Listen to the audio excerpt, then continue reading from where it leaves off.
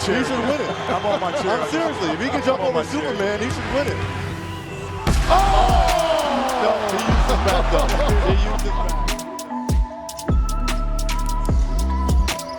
But for a guy of that stature, to be able to play against the big guys in the NBA, it's a pretty remarkable story. One thing I do love about Nate, he's an enthusiast. He loves the game.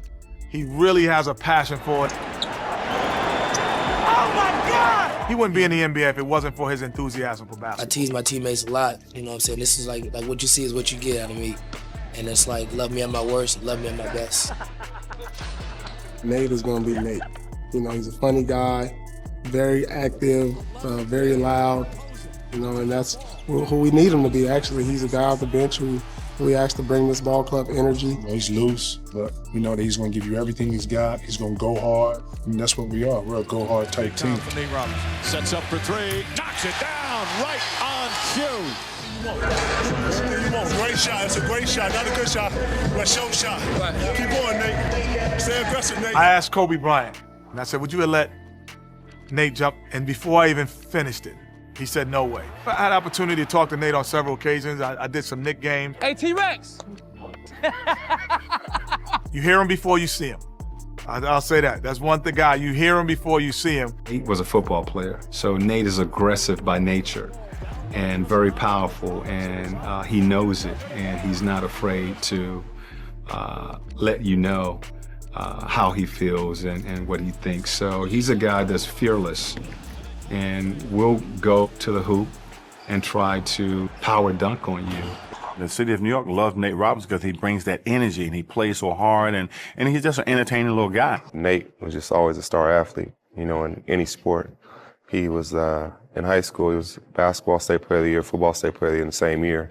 And to this day, I think he still owns the fastest time in the hurdles. I played college football. I got a scholarship to play at the University of Washington.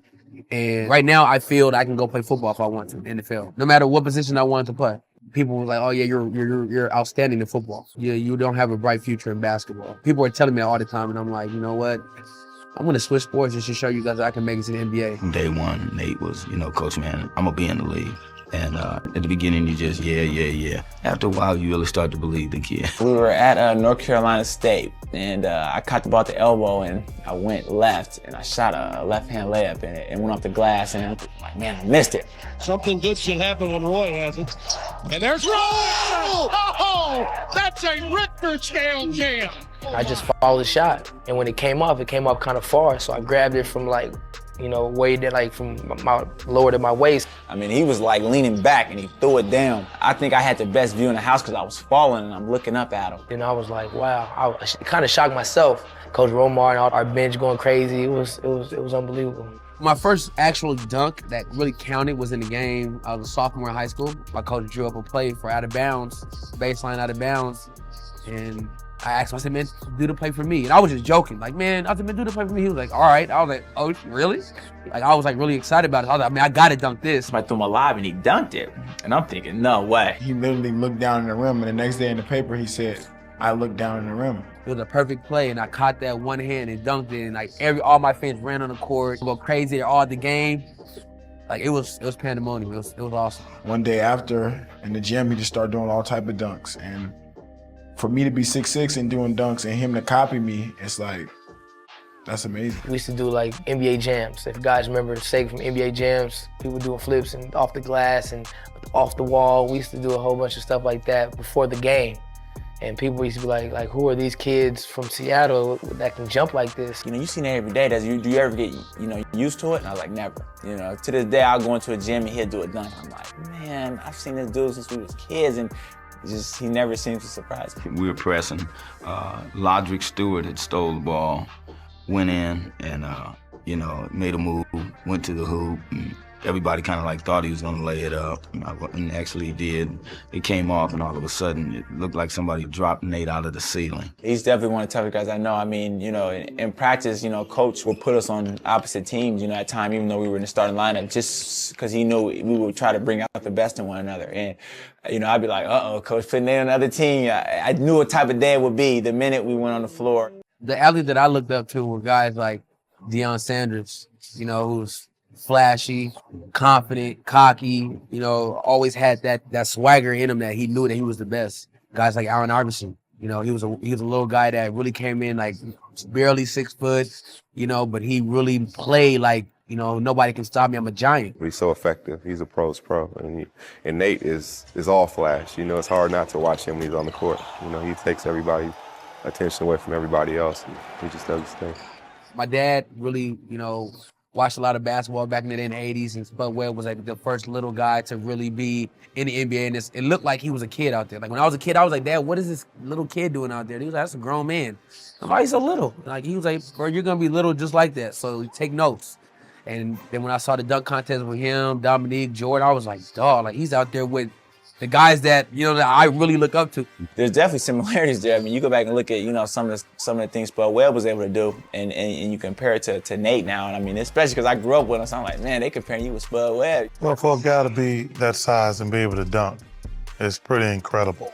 Not just dunk, also, you know, he played in the league a good amount of time.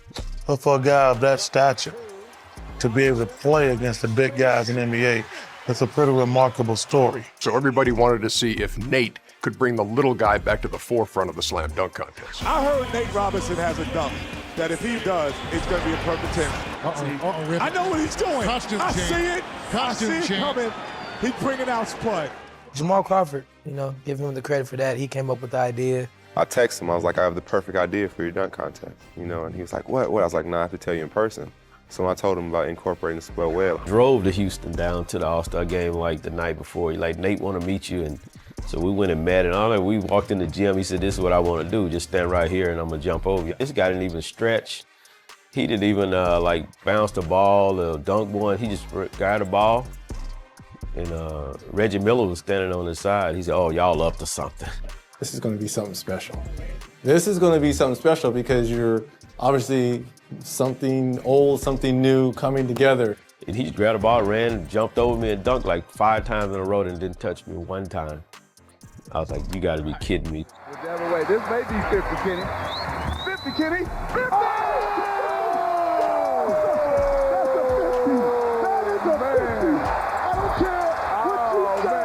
It was the most surprising performance of any slam dunk contest I've ever seen in my life.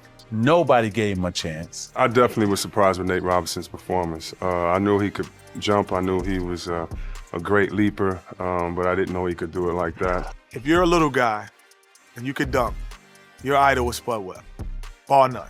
He's the guy who made you want to try to dunk. And to say that it was more than just a dunk over Spud, it was a statement that I'm jumping over the guy who actually started it all for little guys. People wish they could dunk. You know, everyone talked about, you know, be like Mike. You know, a lot of people wish they could jump like Nate Robinson. Everywhere I go, I see people like standing next to me, like trying to say, hey, he's really my height. Like, you know, they stand next to me, try to see how. I even had a guy go up to me, like really like, man, like how do you do it? Like how do you dunk? And I'm like, I mean, I just do it. Like I tell people all the time when I play basketball, I don't see height. Like it doesn't affect me at all. I'm just a ball player. I love to play basketball. I love to play sports. I love to be the best. It's like David and Goliath, man. I just feel like I can conquer anything, no matter how big or how small. You know, I think all guys root for the underdog, and there's no question he's the underdog. He's 5'7", 5'8". You know, you have kids out here that are 13 and 14 taller than him. He makes a kid believe that if I don't get any taller, I can still do this. Oh, man, I'm cheering for my team. I ain't old like the old guys right here. Can't do that. Say, man. Get off of me, man. Just sit back and relax. Man, get off of me, man. Just sit back and relax. Worry about what you're going to eat after the game.